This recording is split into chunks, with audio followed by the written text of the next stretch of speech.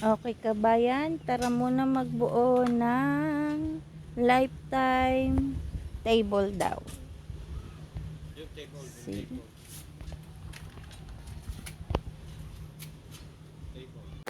Nung una ay nagkakatalo pa sila sa pagkakabit ng lamesang ito. Idinirekta na agad nilang ikabit ang ang lamesa bago sa bakal. Eh di kagulo na ang trupa.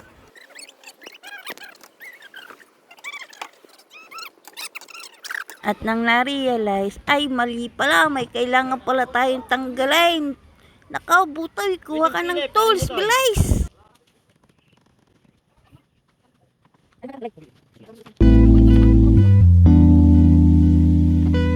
Ay kagaling pala na rin pang exercise o pang tulak ng muscle. Ay, naman nyo ga.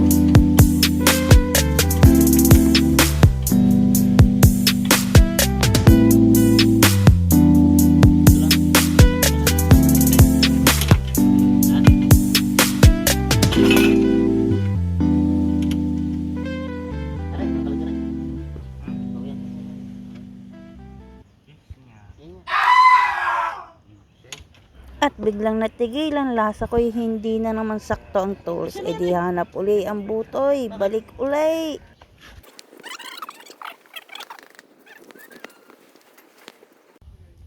Siguraduhin mo lang sasakyan hat, kanina ka pa pabalik-balik. Akala tayo magpabalik-balik, nakakapagod din.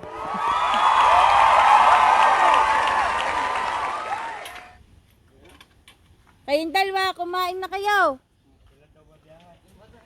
11:45 may boat tayo.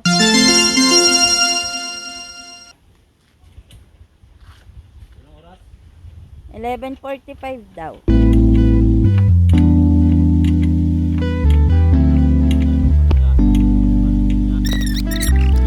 At ayan na nga ho, tuloy-tuloy ang pagkuha ng lamesa at kinakabit na ho ang paa nito at nang makatayo na ho.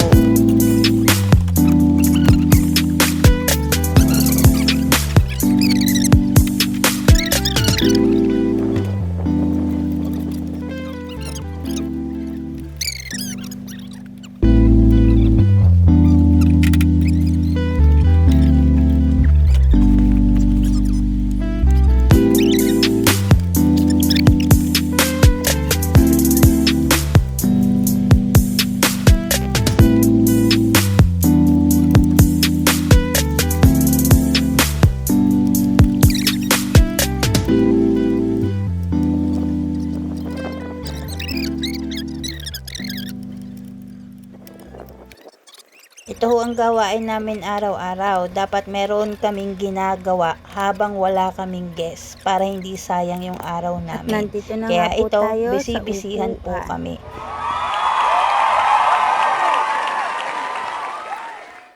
Konting taste na lang po kabayan at malapit na ho, ere matapos. Ay gigay, tapos na tayo sa unang upuan. Ito naman ay nasa pangalawang upuan na ho tayo. Malapit na ho matapos ang ating table.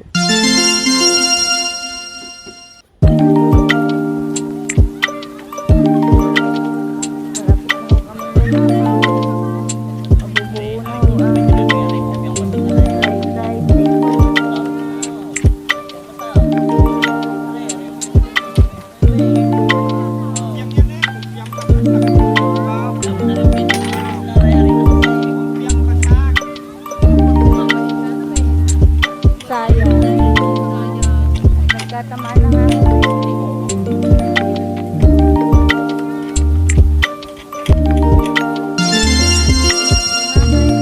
Ang aming lifetime. Nakaw. Hindi magtatagal ang lifetime. Pwede din eh. Pwede. Ngayon pagdating din sa kabilang dula. Igin nyo daw. Igin nyo muna sa mata. lang. Ganito po magiging itsura niya. Yan. Tapos na ho. Yan. Meron po siyang dalawang upuan at table sa gitna. Ay, pwede. Parang buto. Pastahan daw kung paano pasta ng pagtulog. Ah, komportable ba, Butoy? Baka hindi. Ayaw ko rin eh. Siya, ito na po ang aming bagong lifetime table. At ililipat na nga namin itong mga luma namin na mesa at ang ipapalit namin ay yung bagong table namin. Yun sa medyo para medyo maliwan. So, pinagtutulungan na nga ng kupa kung paano ayusin ang aming mga tables dito sa aming pwesto.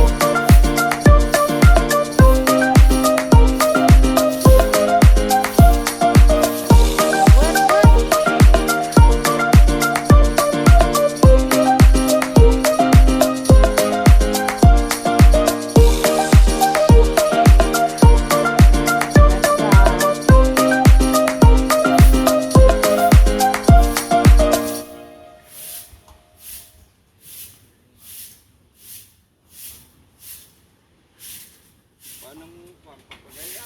Pahaba, kasi doon kasi ay yung pahabang ganyan. Di pagkapapagaya, Hindi kasya. kasi yan. Sige, try nyo.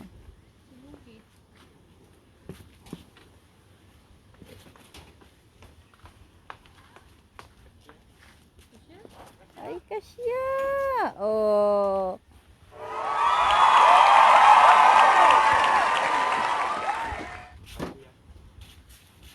Pero Okay ito na. kasi daw, tama-tama tayo doon, kainan lang.